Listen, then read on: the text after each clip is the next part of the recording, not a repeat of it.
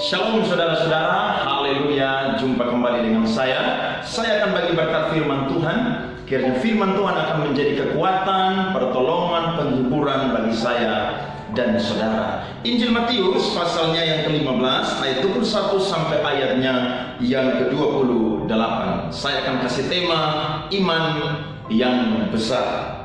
Perempuan Kanaan yang percaya. Lalu Yesus pergi dari situ dan menyingkir ke daerah Tirus dan Sidon.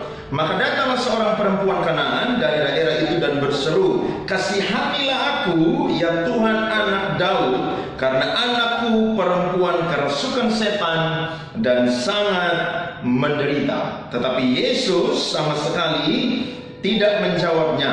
Lalu murid-muridnya datang dan meminta kepadanya, "Suruhlah ia pergi, ia mengikuti kita," dengan berteriak-teriak. Jawab Yesus, "Aku diutus hanya kepada domba-domba yang hilang dari umat Israel." Tetapi perempuan itu mendekat dan menyembah Dia sambil berkata, "Tuhan, tolonglah aku." Tetapi Yesus menjawab, "Tidak patut mengambil roti yang disediakan bagi anak-anak dan melemparkannya kepada anjing." Kata perempuan itu, "Benar Tuhan."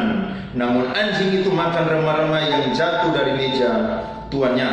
Maka Yesus menjawab dan berkata kepadanya, "Hai ibu, besar imanmu, maka jadilah kepadamu seperti yang kau kehendaki." Dan seketika itu juga anaknya sembuh. Bapak ibu saudara yang dikasihi oleh Tuhan Yesus Kristus, Yesus ketika ada di dunia, Dia banyak sekali menolong orang-orang yang mengalami pergumulan, kesesakan, penderitaan. Dan ketika Yesus ada di muka bumi saudara, begitu banyak pelayanan yang Dia lakukan, sehingga Alkitab mencatat kadang-kadang Dia menyingkir ke satu tempat untuk menenangkan dirinya bersama-sama dengan muridnya. Karena padatnya pelayanan, maka Yesus sebagai manusia pun juga perlu istirahat. Tapi saudara, Alkitab tidak mencatat Yesus datang ke Tirus dan Sidon untuk beristirahat. Tapi kemungkinan seperti demikian. Tapi itulah bukan menjadi sesuatu yang penting bagi kita. Tapi ketika Yesus ada di Tirus dan Sidon saudara, pelayanannya pun juga ada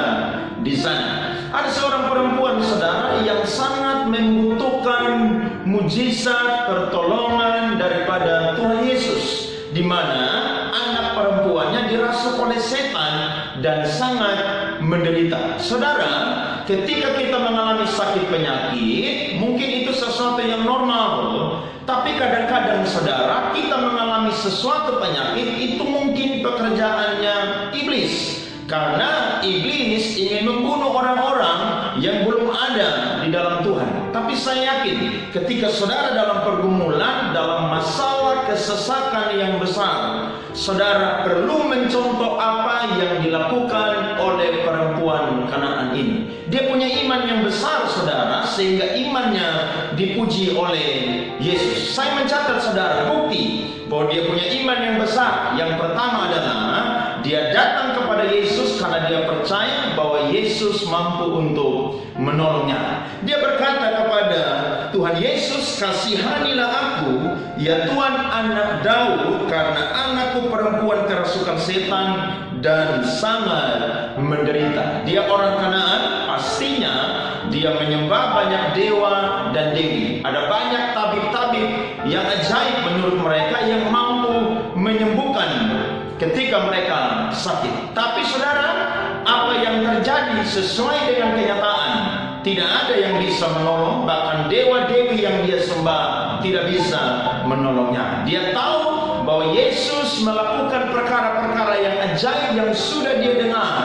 Maka dia datang kepada Yesus dan dia memohon belas kasihan Tuhan Yesus Kristus. Saudara, kalau kita punya iman yang besar, maka yang pertama adalah kita harus datang kepada Yesus karena Dia sanggup untuk menolong kita. Yesus adalah alamat yang tepat. Sekali lagi, Yesus adalah alamat yang tepat karena Dia adalah tabib di atas segala tabib. Dia punya belas kasihan saudara, dan Dia mampu untuk menolong kita. Tapi kenyataan saudara, kalau kita melihat dari firman Tuhan ini, Yesus tidak memberi jawab perempuan ini. Ini sesuatu yang aneh menurut kita, tapi sebenarnya saudara, Yesus sedang memberikan ruang atau kesempatan kepada wanita ini supaya Yesus ingin melihat apakah imannya sungguh-sungguh besar atau imannya tidak ada.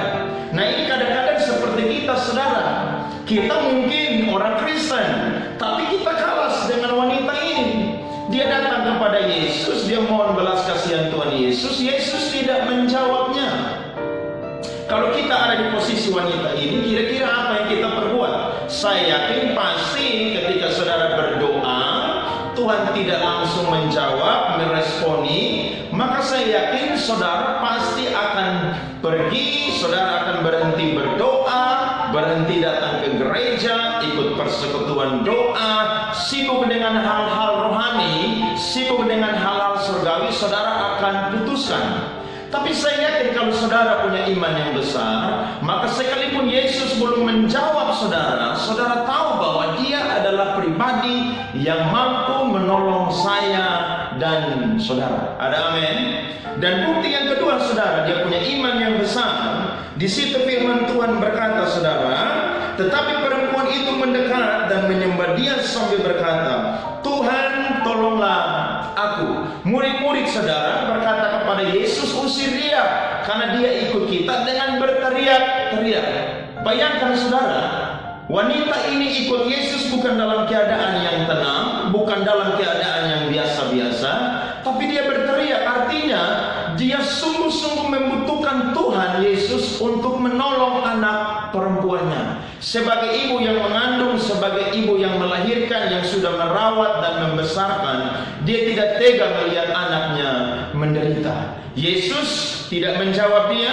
Dia dikatakan bahwa dia harus diusir. Bahkan Yesus berkata saudara, ayat yang ke-24, aku diutus hanya kepada domba-domba yang hilang dari umat Israel. Tapi apa yang dia lakukan yang kedua saudara?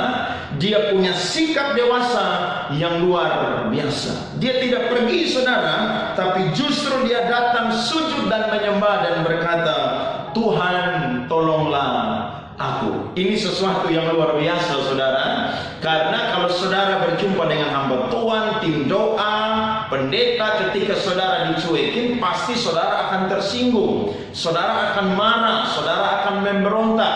Apalagi kalau saudara mungkin orang kaya di gereja tersebut, uang yang banyak, harta kekayaan, pasti saudara berkata bahwa emangnya pendeta cuma kamu, emangnya gereja hanya punya kamu, atau gerejanya cuma di tempat itu. Ada banyak gereja, ada banyak pendeta. Saudara, saya berkata, sikap yang dewasa adalah bukti bahwa saudara dan saya adalah orang yang punya iman yang besar. Sekalipun saudara Yesus berkata bahwa dia tidak layak dapat pertolongan, dia tidak layak dilayani, tapi dia datang dan sujud menyembah dan berkata, Tuhan tolonglah aku. Saudara, sebagai orang Kristen, kita perlu belajar dari wanita ini. Ketika kita ditolak, mungkin Tuhan tidak langsung menjawab kita, mungkin dalam pergumulan, dalam kesesakan, Allah tidak langsung menyatakan firman atau janjinya, tapi saudara harus datang mendekat kepada Tuhan. Ingat saudara,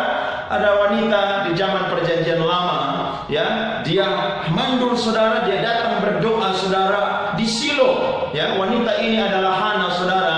Dia sungguh-sungguh membutuhkan Tuhan, karena dia tahu bahwa ketika dia mandul, dia sangat malu. Tapi dia berdoa kepada Tuhan. Setiap tahun dia datang ke Silo, mempersembahkan korban kepada Tuhan. Sampai-sampai dia berdoa saudara, dia tidak mampu mengeluarkan kata-kata, karena begitu sungguh-sungguhnya dia berdoa. Dia sungguh membutuhkan pertolongan Tuhan.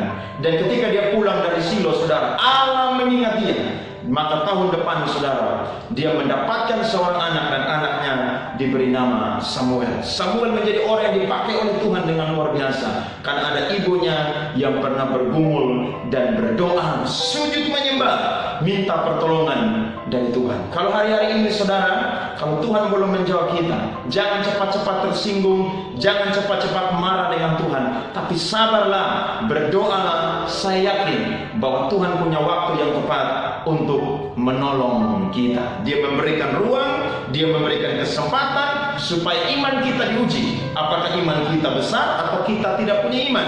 Saya yakin orang yang punya iman yang besar, dia punya sikap yang dewasa di dalam Tuhan. Dan yang ketiga, saudara, kalau kita melihat, saudara, ayatnya yang ke-26 berkata, tetapi Yesus menjawab, tidak patut mengambil roti yang disediakan bagi anak-anaknya dan melemparkannya kepada anjing. Wanita ini menjawab, kata perempuan itu, benar Tuhan, namun anjing itu makan rema-rema yang jatuh dari meja tuannya. Apa maksud daripada firman Tuhan ini? Maksudnya adalah wanita ini, saudara, dia tidak mengharapkan banyak. Dia tidak perlu jadi yang istimewa. Yang penting dia ditolong oleh Yesus. Wow, ini sesuatu yang dahsyat, yang luar biasa, di mana, saudara, ketika Tuhan memberikan apa kepada kita, kita patut bersyukur kepada Tuhan.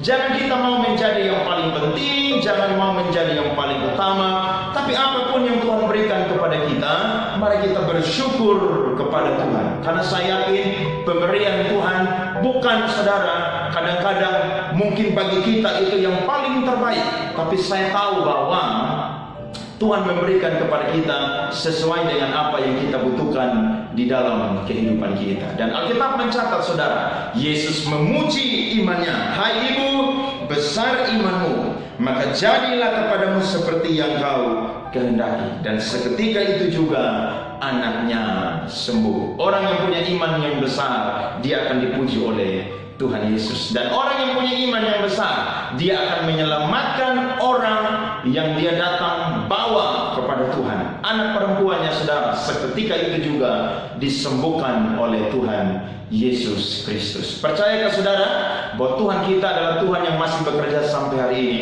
Kalau ada saudara yang sakit, saudara doa kepada Tuhan, Tuhan sembuhkan aku. Mungkin tidak ada pertolongan dari dokter manusia, tapi ketika saudara punya iman yang besar, Tuhan memujimu dan saudara akan mengalami mujizat pertolongan dari Tuhan Yesus Kristus. Orang punya iman yang besar, yang pertama adalah dia datang percaya kepada Tuhan karena dia tahu bahwa Yesus sanggup untuk menolongnya. Dan yang kedua, orang yang punya iman yang besar adalah dia mampu bersikap dewasa di dalam Tuhan. Dan yang ketiga adalah orang yang punya iman yang besar adalah orang yang mau menerima apapun yang diberikan oleh Tuhan, sekalipun tidak istimewa, sekalipun itu mungkin bukan yang paling terbaik, tapi dia tahu Allah selalu memberikan sesuai dengan apa yang dibutuhkan di dalam kehidupan kita. Bapak ibu saudara, kalau hari ini saudara bergumul tentang keluargamu, mungkin baru engkau sendiri yang diselamatkan. Percayalah, kalau engkau punya iman yang besar, maka suamimu, anak-anak, keluarga besarmu akan dimenangkan untuk kerajaan surga.